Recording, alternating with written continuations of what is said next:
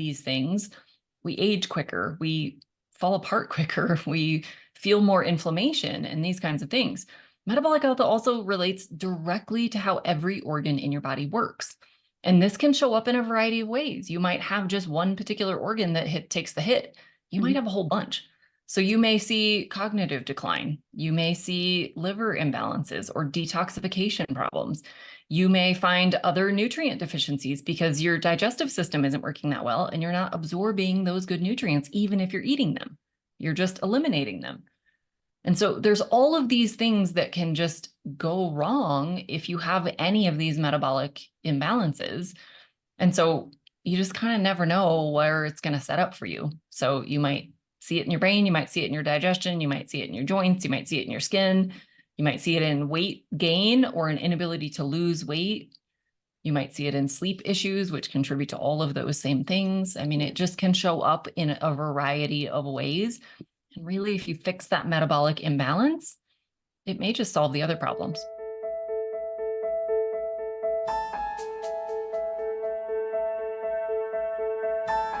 Hi, everyone. Welcome to this week's episode of the Sleep Like a Bot podcast. I'm Annika Carroll, your host, and I have Andrea Nicholson with me today. Hi, Andrea. Hi, thank you so much for having me. Absolutely. You have a very interesting background, very interesting story. I think we're going to go into in a minute. You used to be a crime scene investigator, and you are now in the nutrition field, which is quite the turnaround or quite the turn of events there. So we'll discuss that in a second.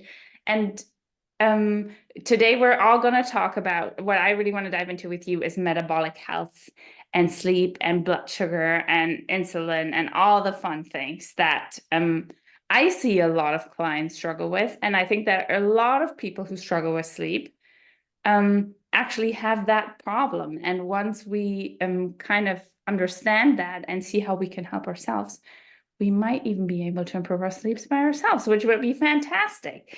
So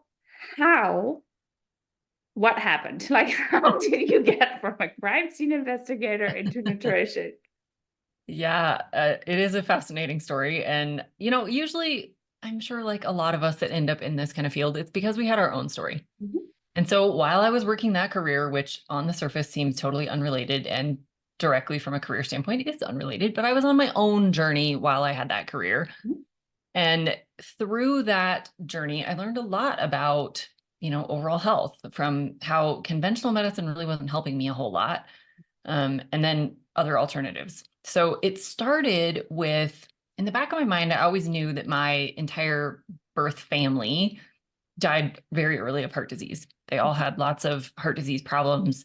I didn't know a whole lot about it. I was adopted as an infant, so I didn't know like nitty-gritty details. I didn't know a whole lot about how they lived, but I did know they were all overweight. A lot of them smoked and drank and, so presumably didn't have the best lifestyles, but I didn't really know details. So that was always kind of in the back of my mind of something to be mindful of.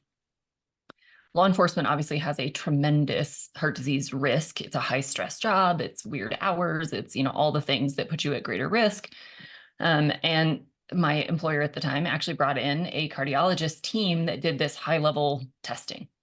And in my 20s, I was like, all right, well, this will be a good baseline, because I couldn't get my regular GPs to really take me seriously. They were like, you're in your 20s, you're skinny, you don't have any issues. So they wouldn't even barely run a basic lipid panel.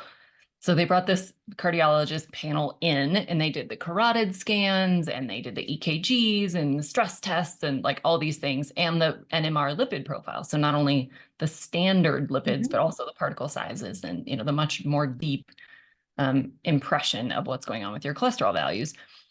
And so mid-20s, went through this test. I was maybe 30 pounds overweight, nothing significant, no health issues, no medications, no nothing. And I thought I was doing pretty good. I had a biology degree, I knew a decent amount about health. And it came back really scary. I already had plaques forming. My arterial age was older than my chronological age. It was already thickening and hardening.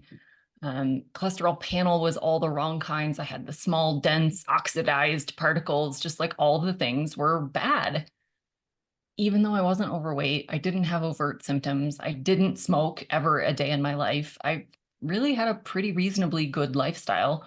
At the time, I wasn't really big on exercise. It was just not my thing.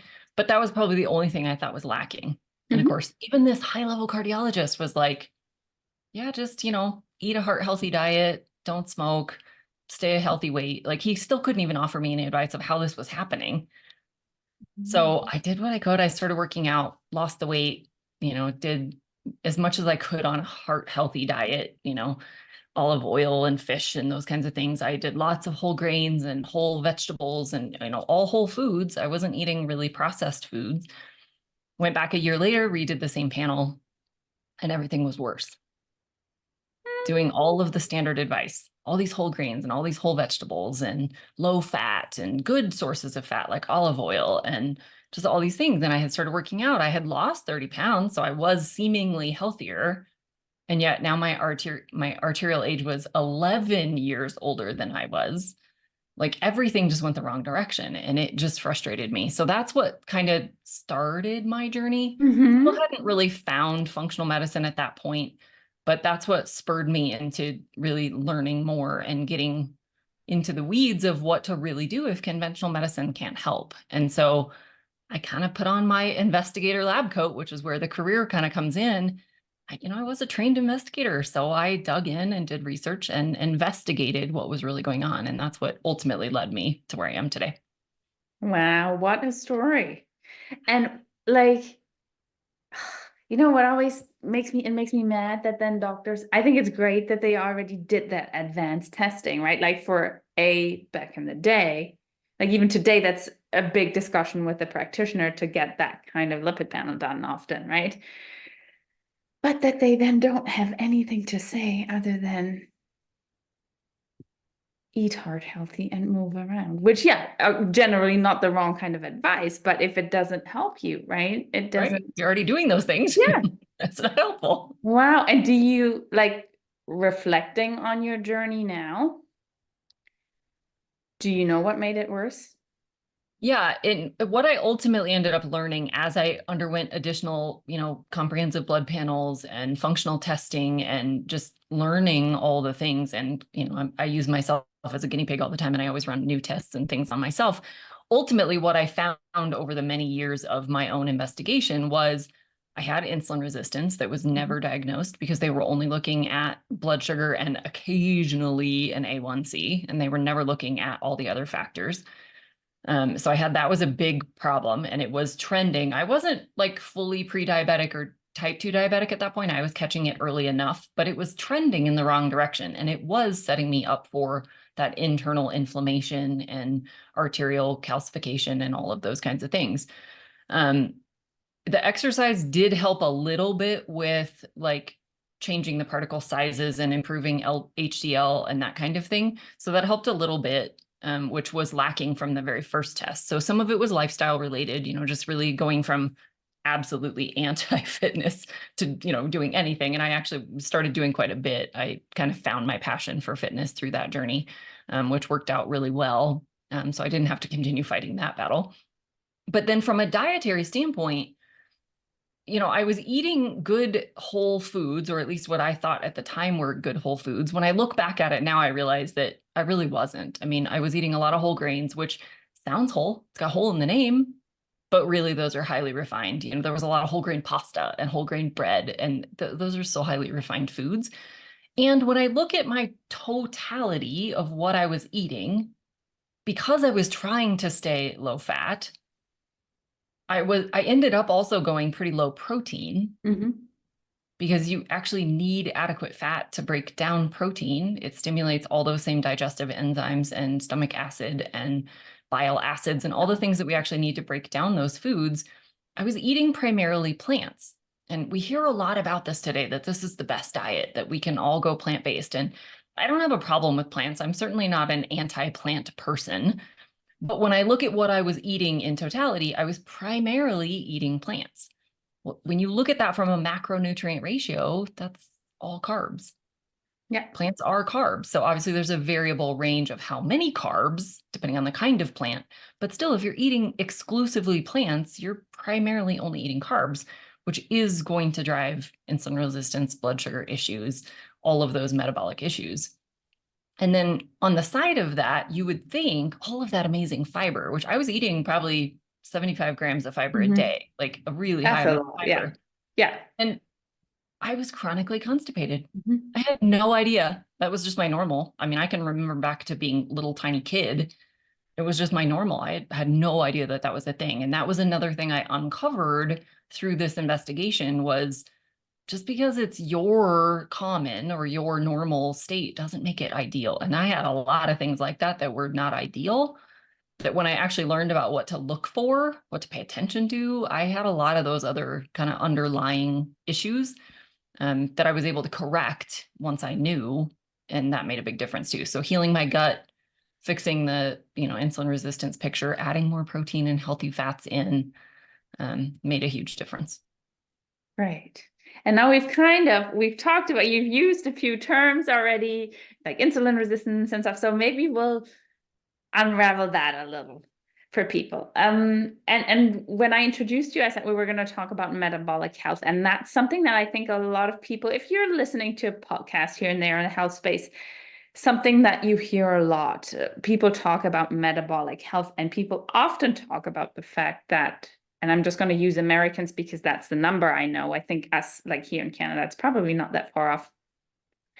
That the numbers are, I think, 6 to 8% of Americans are metabolically healthy, meaning 92 to 94% are not. And metabolic health and sleep are very much related. And metabolic health is just so crucial. So maybe can we dive into that a little? What is metabolic health? How is that defined? And why is it so important? Yeah, it's a big topic. And Mm. most likely, if you ask 100 people, you'll get 100 different answers. Unfortunately, that's just kind of the nature of a lot of things in health. Unfortunately, the way I look at it, I think most people think of, metabolism. It's the number of calories you're burning. Like, do you burn a lot of calories, that kind of thing. But really, metabolism is all of the chemical reactions occurring in your body throughout the day. So this is synthesizing, hormones and enzymes and muscles and tissue and new cells and new organelles and all of these things. And then it's also the breakdown of all of those same things when we're done with them, when they're worn out, when they're, have a problem. Nutrients, as we take them in, we have to break them down, absorb what we want, get rid of the waste. It's all of these different things that are happening throughout the entire body.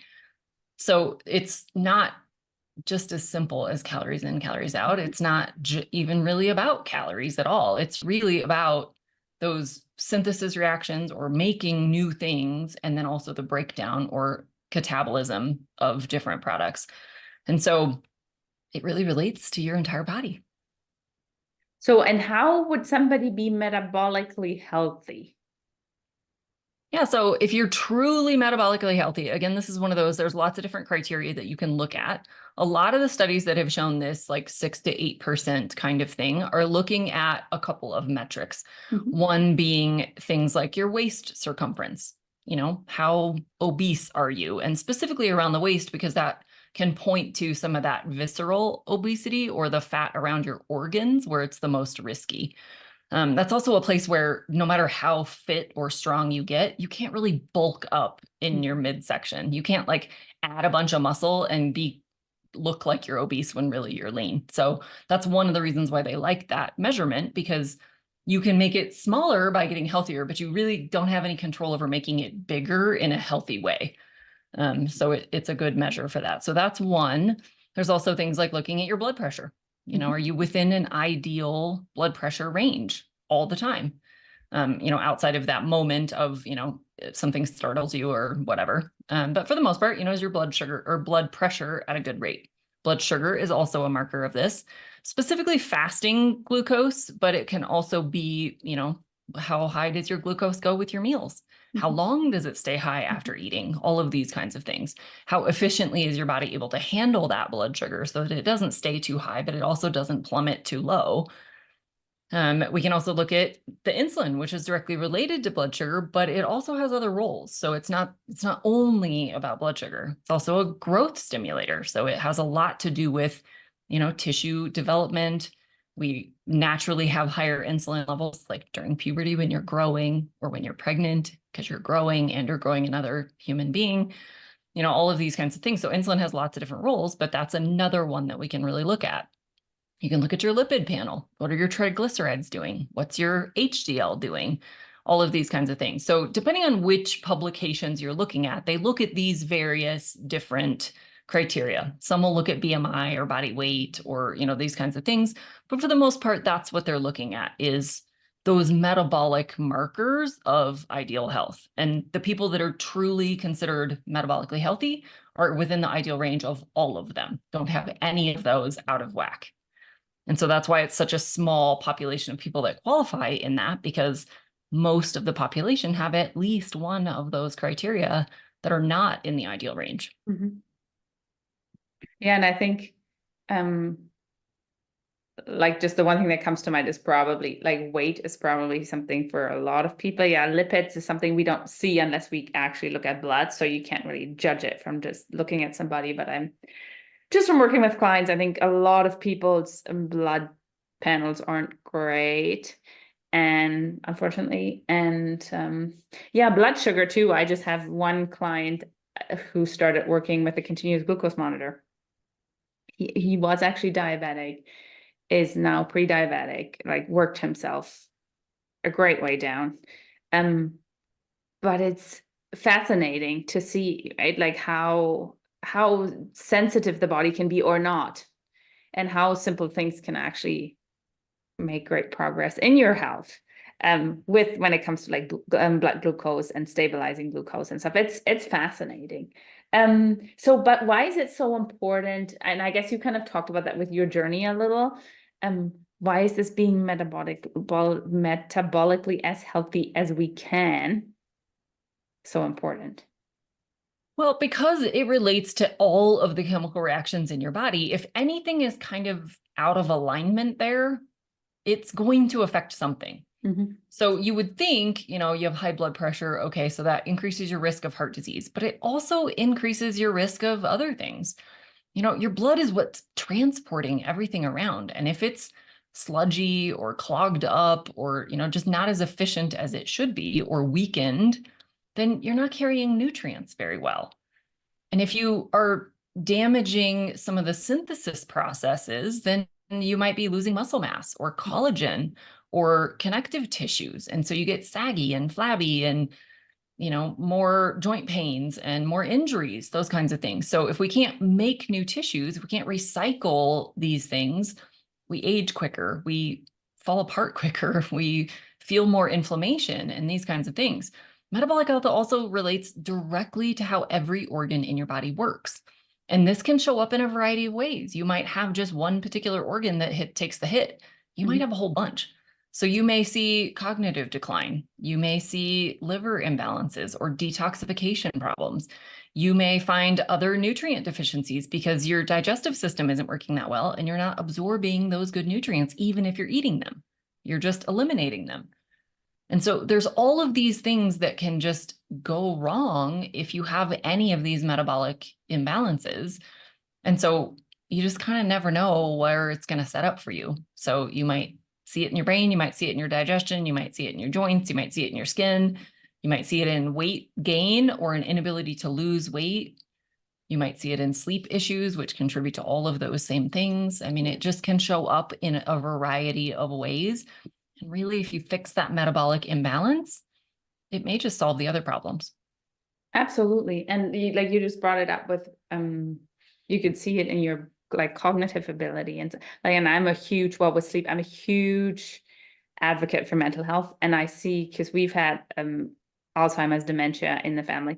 And people might have heard this, that it's talked about type 3 diabetes, Alzheimer's, and it's for a reason, right? It's because we were metabolically unhealthy and we were likely diabetic, that this is a slippery slope, that this is going to affect brain health. And then we're going to just set ourselves up more for risks of all these kinds of, like, who wants heart disease? Who wants dementia? Who wants a stroke? Who wants any of these so unfortunately common aging issues right now that we have, right? Can be, I would say, trimmed down significantly. If we can prevent them, there might be other reasons sometimes, right? But your risk can be so reduced if your metabolic health is in check. Yes. And yes, I agree. Sleep and metabolic health are like, well, either best friends or enemies, like which depends on which way you look at it, right? But can you talk about that a little? How is what are you seeing with people who are not metabolically healthy in their sleep, or where do you think the lack of metabolic health might interfere with sleep? Yeah, I think if we start with, first of all, why did you get whatever metabolic imbalance you have? Yes. What actually led there? Yes. Primarily, it's diet. Mm-hmm. That's the biggest driver of these things, outside of, genetic abnormalities and things that are super, super rare. The ones that you literally can't do anything about, those are super rare. So please don't try to blame that unless you've actually had that diagnosed. I can't really put a percent on it, but a huge portion of what causes metabolic dysfunction is diet. Mm-hmm. So let's just start there.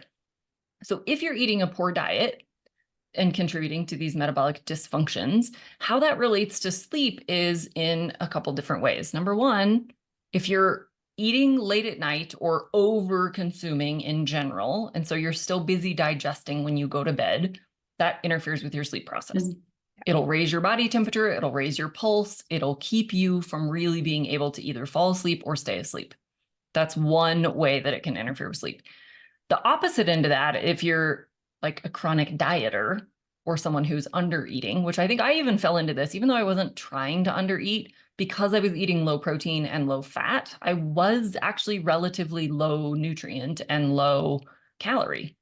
And so I was still kind of in that chronically low status.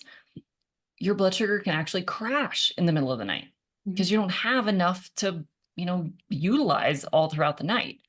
And when your insulin is elevated all the time because of the either poor diet or high carbohydrate diet or, any of these imbalances, when your insulin is high, you can't break down stored fuels for energy. It blocks all the hormones that you need to be able to do those things. And so that leaves you hungry and it leaves you starving for blood sugar. And so it wakes you up because you literally could die if you go too low.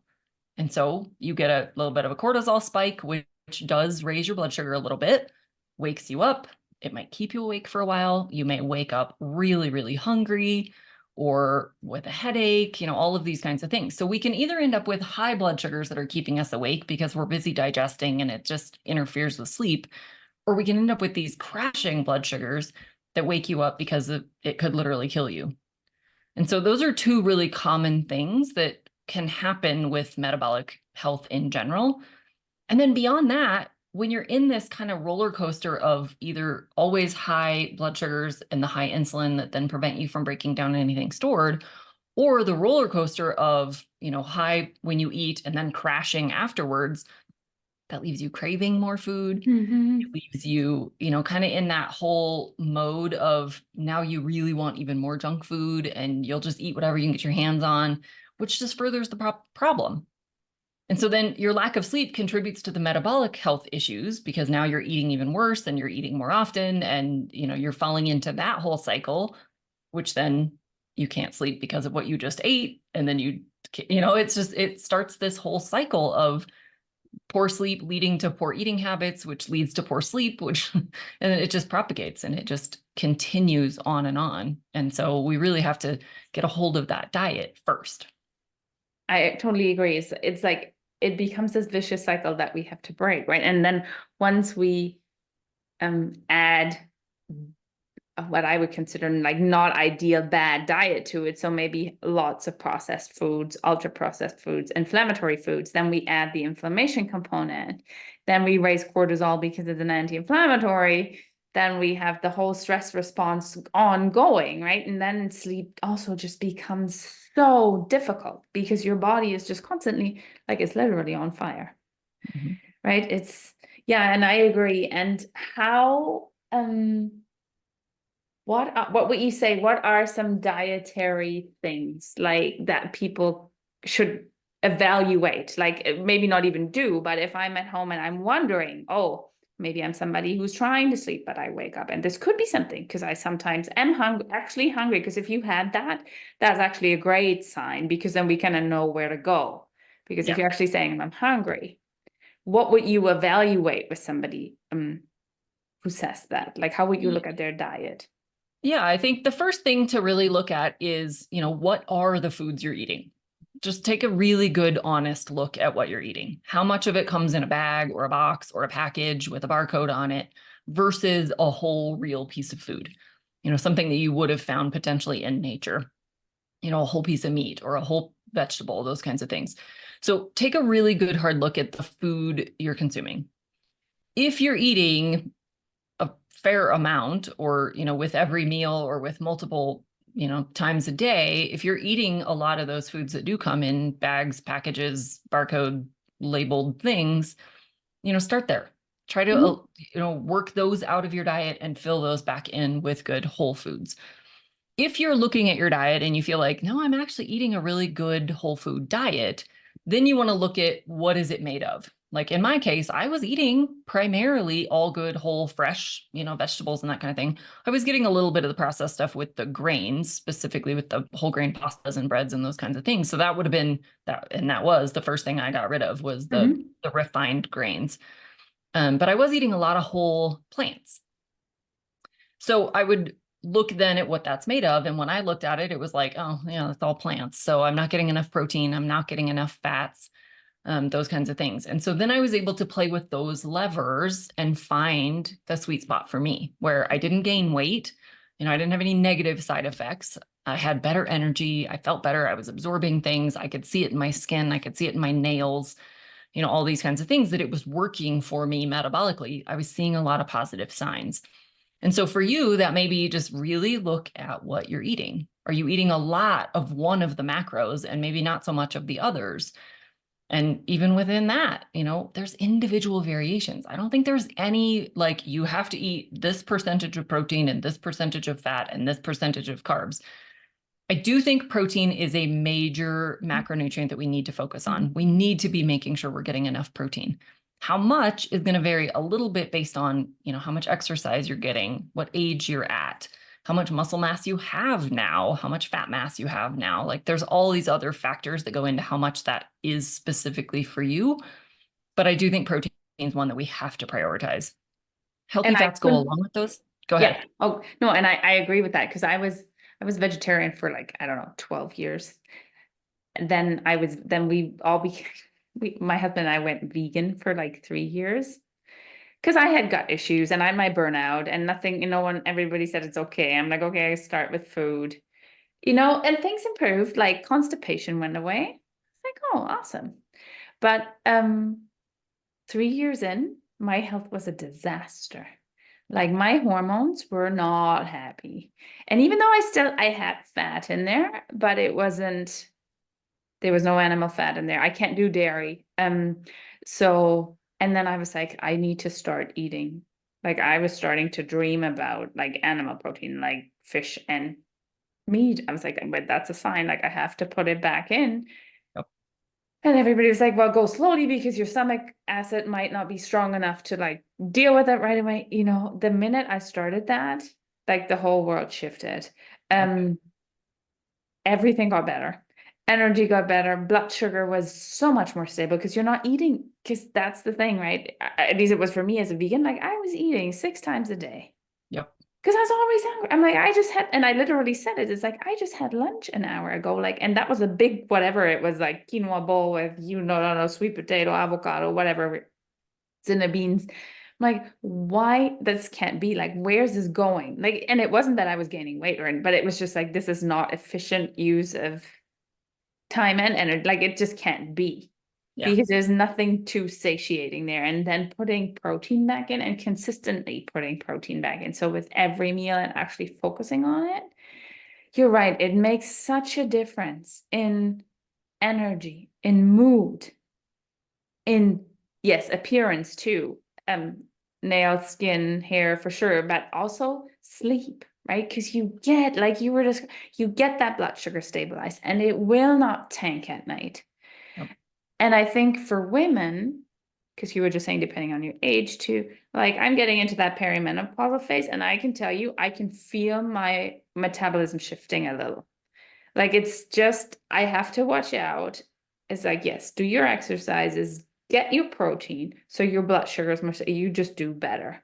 Because everything else is already all over the place in terms of hormones, right? So keep your insulin in check and keep your blood sugar stable, so your cortisol's okay. So whatever other progesterones and estrogens don't affect it too much then on top, right? Yep. It's such a big thing, blood sugar. And maybe can you talk a little bit about blood sugar and insulin resistance? Because we would like, because insulin resistance is the precursor to diabetes, is the precursor to, I'm still convinced, is the precursor to Alzheimer's disease. So that's how they're linked, and why then protein and all these things are so important. Yeah. So insulin resistance, the way I look at it is there's two elements to it. One is your body is not really listening to that signal anymore. So it's just kind of toned it down. You can think of this, everyone knows, anyone that's ever done or has heard stories of people who've done, illicit drugs or become addicted to any kind of opiate or any of those kinds of things, that you need a higher and higher and higher and higher dose to get the same effect. The same thing happens internally. If we're chronically high of anything, the body starts going, nope, not listening, not listening. And that could be for a variety of reasons. It could be something's blocking the receptors. It could be that you have less receptors. It could be that you have other inflammatory processes kind of interfering. There's lots of reasons for why the body stops listening, but ultimately it stops listening. Mm-hmm. And so it produces more and more and more. So with insulin resistance, what we find is you have elevated insulin and the body's not responding to it as efficiently. And this can happen at particular tissues. It generally isn't like a whole body-wide process. It generally does start at the tissues that are most responsive to insulin. But that would be the fat cells. And so now you're not responding as well to insulin there, which can increase your ability to store body fat. But it also happens at the muscle. It happens at the liver, which now you're piling fat into the liver where fat is not supposed to be stored. And so it really contributes to all of these issues. And so if your body's not listening to that signal of insulin as well, now you've got these really high levels of insulin that are preventing you from being able to use anything you've already got stored, which leaves you hungry, leaves you craving, leaves you desperate to eat yet again. But it also doesn't manage those blood sugars very well. Mm-hmm. So they either stay high because you need insulin to get the sugar out of the blood into the cells. That's the key that unlocks the door. So if you don't have the key, the sugar just stays in the blood, which is toxic. It's damaging. It damages your blood vessels. It damages any tissue it comes across. It can damage all the carrier proteins. All of these things become less and less efficient over time. But then you can't use that sugar for energy. Yeah. So your brain suffers, your muscles suffer, you're hungry, you can't get any nutrients in other than you have to eat again. And generally, when you're in that kind of survival mode, you're so hungry or your cells are literally screaming for energy, you'll eat whatever you can find. Mm-hmm. And generally that's going to be fast, junk, processed, quick absorbing. You see this a lot even in like a type 1 diabetic where they have a hypoglycemic moment where their blood sugar crashes because they had too much insulin on board. They often will go for a juice or they'll go for a candy bar or they'll go for a straight up glucose tablet. And that's because it raises the blood sugar quickly enough that they deal with, the moment of emergency. But that propagates the problem because now your body's going to release, well, outside of a type 1, your body's going to release even more insulin and you just fueled the whole problem again. Yeah. So it really is a big deal that's interfering with how your metabolism is supposed to work. Yeah. And so diet is a huge thing there, that we're going to look more really whole foods, take out the processed stuff, take out those high fructose corn syrup, sodas, and the candy bars, and all that stuff that just spikes your blood sugar up, is gonna tank. You're gonna be on that roller coaster, exactly what you're describing. So that's a bad thing. How about if we want to help with that? how about lifestyle? Like if we're talking movement, if we're talking stress management, do these play a role in that? They absolutely do. I think diet's the number one. We have to dial that in first. You're not going to move the needle very much if you keep eating the way you're eating and try to do all these other things. But if you fix the diet and don't fix all the other things, you'll also only get so far. So it absolutely does play a role. So really prioritizing the good sleep is going to be huge because that plays into the stress picture, that plays into the metabolic process picture, that plays into, just your body repairing and all the things that it does during sleep. So sleep is one that we really do need to prioritize. Good quality sleep, getting adequate amounts of that. Stress management absolutely plays a role because one of our key stress hormones is cortisol, and cortisol's primary duty is to raise the blood sugar to give you enough energy to deal with whatever the threat is. So even outside of eating anything, you can have high blood sugar just because you're stressed. Mm-hmm. And you can see this very clearly on someone who's using a CGM. Mm-hmm. They can be sitting on the couch, not eating anything, having not eaten anything for hours, watching a suspenseful movie, or something startles them and their blood sugar will go through the roof. Now, it generally will come right back down for something like that because that's not a chronic problem. That's a temporary something that startled you.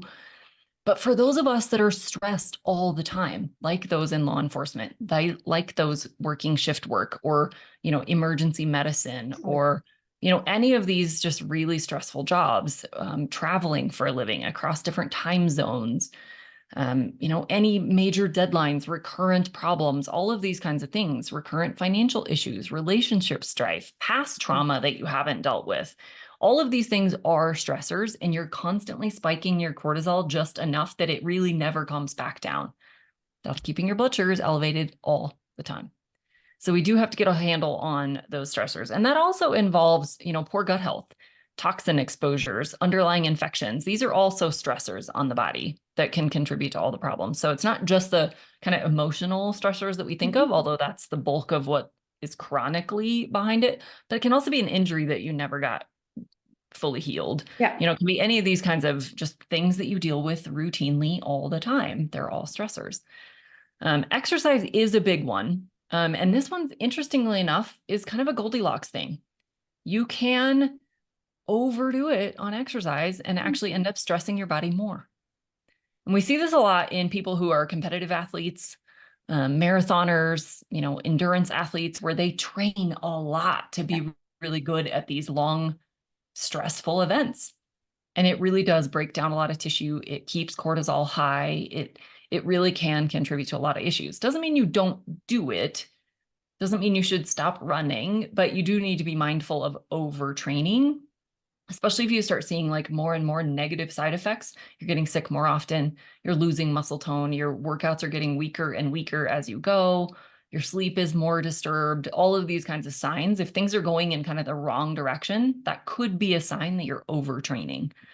That's generally only going to be true in someone who's working out for hours and hours a day. But it can also be true, at least in a temporary state, for someone who went from no exercise to a lot of exercise. Mm-hmm. That's a Or, major stress. yeah, or a lot of my ladies who, if they don't sleep, go an hour a day on a Peloton bike because, the weight's starting to creep in for all the reasons we've just basically because your metabolism isn't doing well. Because your cortisol is constantly elevated and you're not breaking down the nutrients that you're taking in. And then you're trying to burn that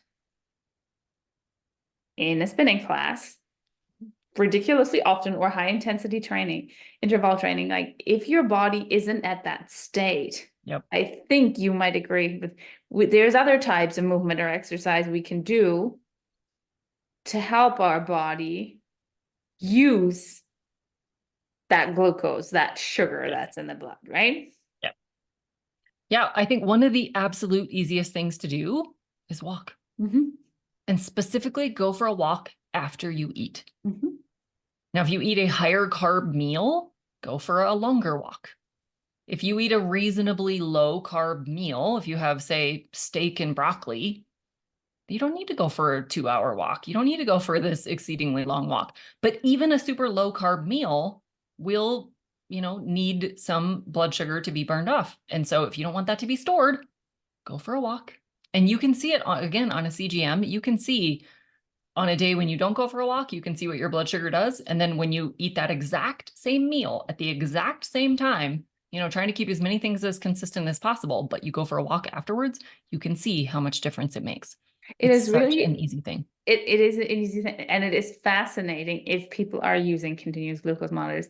Like you can literally see the spike coming, and that's fine because after every meal, blood sugar is going to go up. We just want it to come down, right? But it's if you then go for a walk or you go on treadmill or you do, like, you can see the spike, you can see it turn sometimes. It's like if you actually measure along, it's like, oh, we just stopped it. We are Yep. actually using the muscle tissues sponging up that sugar. It's like, it's fascinating. How technically easy is that to, yes, we have to do it, but how Yep. easy is it to go for a 10-minute, 15-minute walk, brisk walk if you can, after Yep. you've eaten? And the cool thing about that, about adding exercise specifically after eating, is it doesn't require insulin. When your muscles are active and they're actually, flexing and contracting and doing all of the things that our muscles do when we're walking or exercising, you don't need insulin for that. Your muscles will readily soak up all the glucose to keep your muscles going, and it doesn't use insulin. So this is a fantastic way to help lower your overall insulin load because you don't need it. You can burn off that sugar without needing the insulin. That doesn't work when you're just sedentary. You need insulin then to get the sugar into your muscles if they're not active. But if you're exercising or moving around or using your muscles in any way, you don't need the insulin. Well, this is fascinating. It is. How long do you think, like, if somebody's really not, like, let's say they're pre-diabetic or even diabetic, like they're not doing well, so well, and they'll start doing these practices, like starting to shift their diet, starting to put more walking on their schedule. How long do you think people need to actually see a change in numbers? I see it really quickly. Okay. Depending on how big of a change people make, how bad it was, and then how good they get it, kind of thing, how big that spectrum is going to depend a little bit on how long that takes. Also, how long you've been in that state. If you've been a type 2 diabetic for 20 years, it's going to take a little bit longer than someone who maybe is still just in that early trending stage, but they haven't been there for very long. So, be mindful of those kinds of things as well, but it can turn around really quickly where you can at least see that it's working. And in some cases, you can see full reversal pretty quick. Wow. Yeah, and I find it fascinating, like how the body can do that. We just have to give it the right tools and send the Yep. right signals Yep. to do that. I have a question for you in terms of nighttime, because you were talking about dinner, and I agree with that. Like, or the snacking that we sometimes maybe do after dinner. It's like, oh, I'm taking a bag of chips and going on the couch and watching Netflix. This constant munching thing. Yes, that's not great, because at some point the body needs to be done digesting before we go to sleep, ideally, so we don't have, like you were saying, the heart rate going up, the body temperature not dropping, all those signals we need to fall asleep, right? But what if people actually have continued or regular night wakings? And they're like, yes, I do. It could be a blood sugar thing. What's your take on having a snack, a small snack, like hour before you go to bed?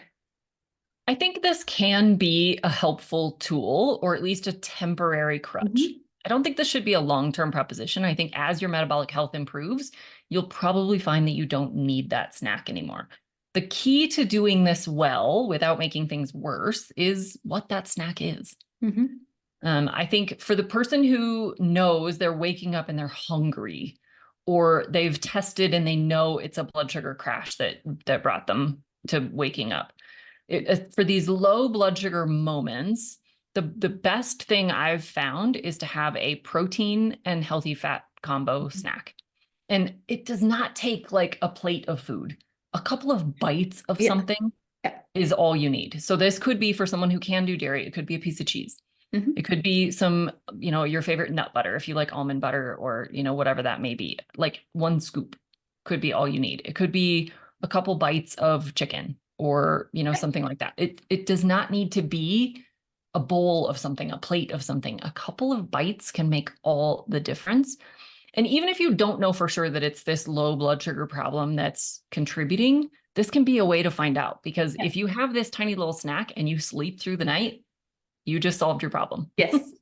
Now, this isn't the obviously long-term answer, but that can tell you that either you're not eating enough during your meals, specifically protein and healthy fats, but it can also just be total food. You're not eating enough. And so your body has kind of burned through all of it.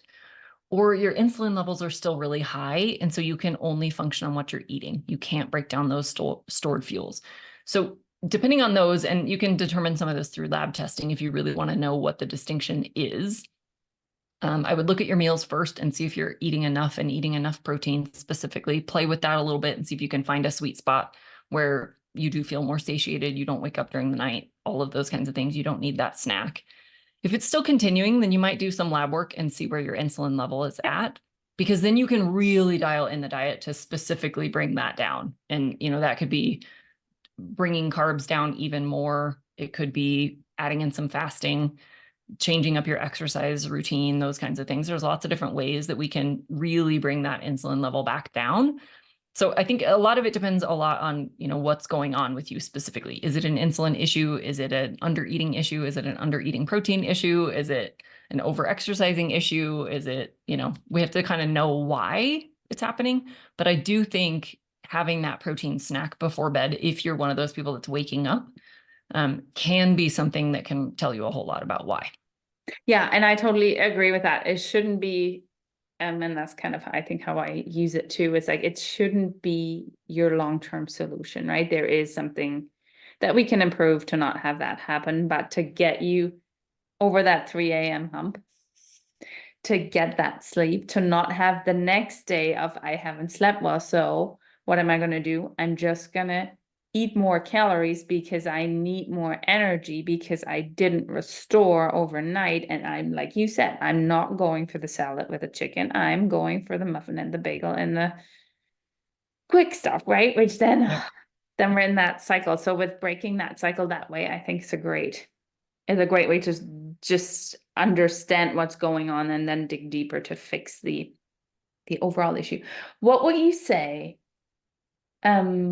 if you reflect back on your journey now,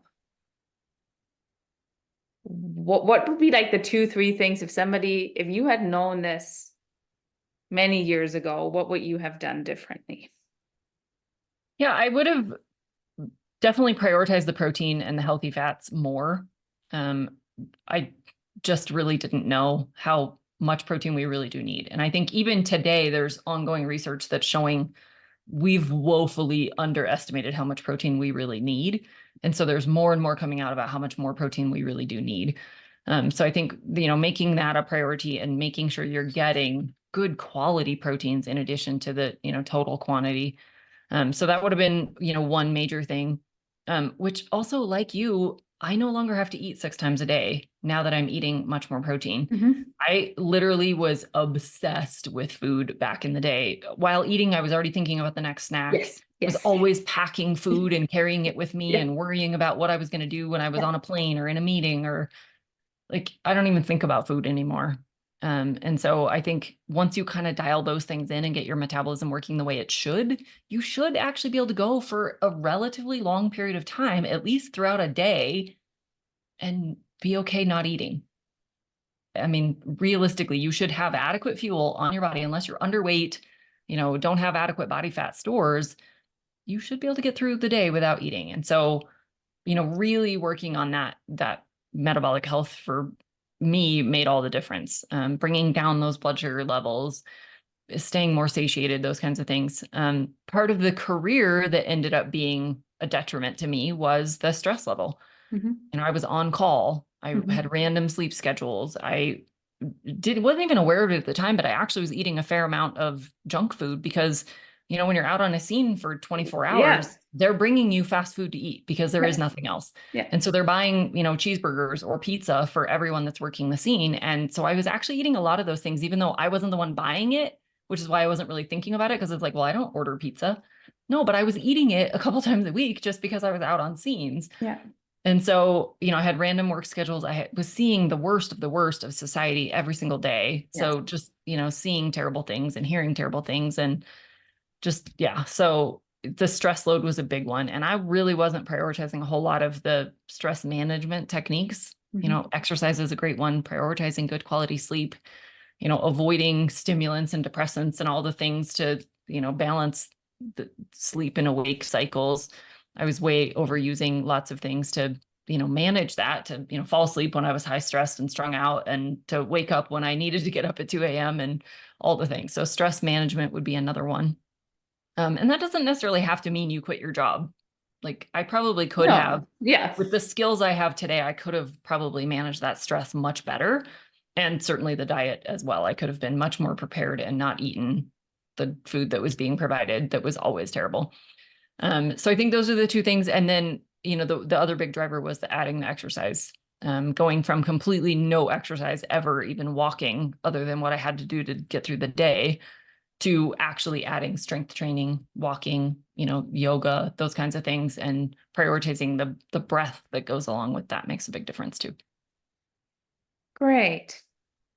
This was great, Andrea. Thank you so much. This is so helpful. And I think this is such a topic, like this is a topic that is going to affect, I think if we're not working on it now, it's going to affect everybody in their life, because we are all just getting more and more metabolically unhealthy as we age. Some of it just by biology, right? And so we have to work against that. And yeah, like you said, and sleep is it's like kind of like the chicken and the egg, right? If you don't do it, your metabolic health goes down. If you have issues with it, your metabolic health might be already going a bit downhill.